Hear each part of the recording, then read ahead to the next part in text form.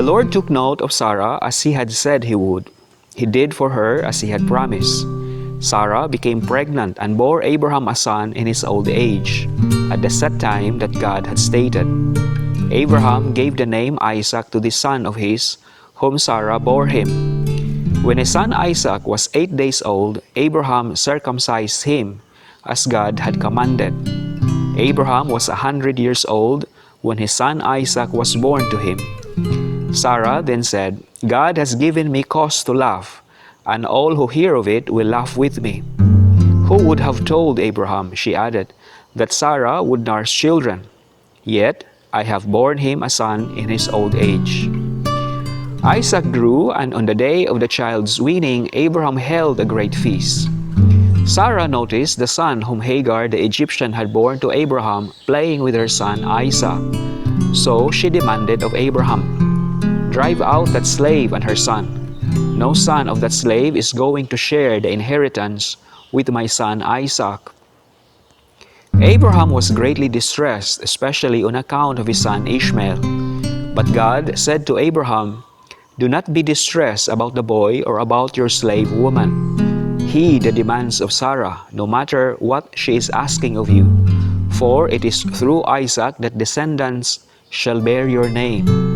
As for the son of the slave woman, I will make a great nation of him also, since he too is your offspring." Early the next morning, Abraham got some bread and a skin of water and gave them to Hagar. Then, placing the child on her back, he sent her away. As she roamed aimlessly in the wilderness of Beersheba, the water in the skin was used up. So she put the child down under a shrub and then went and sat down opposite him, about a bowshot away. For she said to herself, "Let me not watch to see the child die." As she sat opposite him, he began to cry. God heard the boy's cry, and God's messenger called to Hagar from heaven, "What is the matter, Hagar? Don't be afraid. God has heard the boy's cry in this plight of his. Arise, lift up the boy and hold him by the hand, for I will make of him a great nation." Then God opened her eyes, and she saw a well of water. She went and filled the skin with water, and then let the boy drink. God was with the boy as he grew up. He lived in the wilderness and became an expert bowman, with his home in the wilderness of Paran. His mother got a wife for him from the land of Egypt.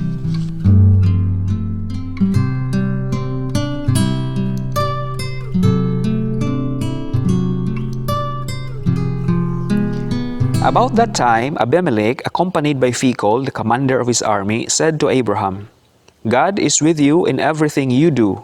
Therefore, swear to me by God at this place, that you will not deal falsely with me or with my progeny and posterity, but will act as loyally toward me and the land in which you stay, as I have acted toward you." To this, Abraham replied, "I so swear." Abraham, however, reproached Abimelech about a well that Abimelech's men had seized by force. "I have no idea who did that," Abimelech replied. "In fact, you never told me about it, nor did I ever hear of it until now."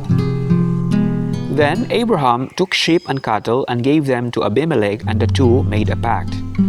Abraham also set apart 7 ewe lambs of the flock, and Abimelech asked him, "What is the purpose of the 7 ewe lambs that you have set apart?" Abraham answered, "The 7 ewe lambs you shall accept from me, that thus I may have your acknowledgement that the well was dug by me. This is why the place is called Beersheba." The two of them took an oath there. When they had thus made the pact in Beersheba, Abimelech, along with Phicol, the commander of his army, left and returned to the land of the Philistines. Abraham planted a tamarisk at Beersheba, and there he invoked by name the Lord, God the Eternal.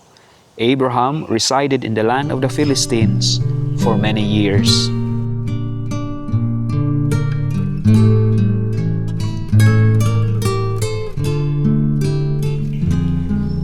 Sometime after these events, God put Abraham to the test. He called to him, "Abraham." "Ready," he replied. Then God said, "Take your son Isaac, your only one, whom you love, and go to the land of Moriah. There you shall offer him up as a holocaust on a height that I will point out to you." Early the next morning, Abraham saddled his donkey, took with him his son Isaac and two of his servants as well, and with the wood that he had cut for the holocaust, set out for the place of which God had told him. On the third day, Abraham got sight of the place from afar. Then he said to his servants, "Both of you stay here with the donkey, while the boy and I go on over yonder. We will worship and then come back to you."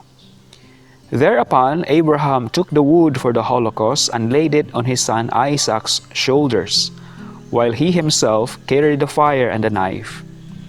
As the two walked on together, Isaac spoke to his father Abraham. "Father," he said. "Yes, son," he replied.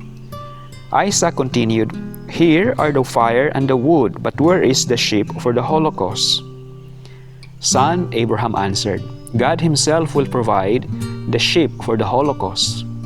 Then the two continued going forward. When they came to the place of which God had told him, Abraham built an altar there and arranged the wood on it. Next, he tied up his son Isaac and put him on top of the wood on the altar.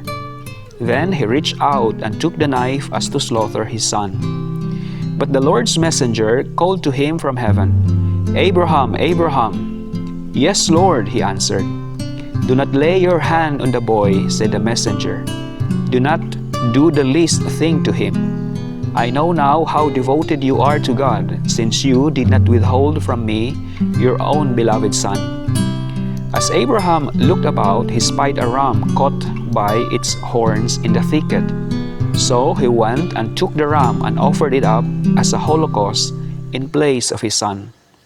Abraham named the site Yahweh-Yireh. Hence, people now say, "On the mountain the Lord will see."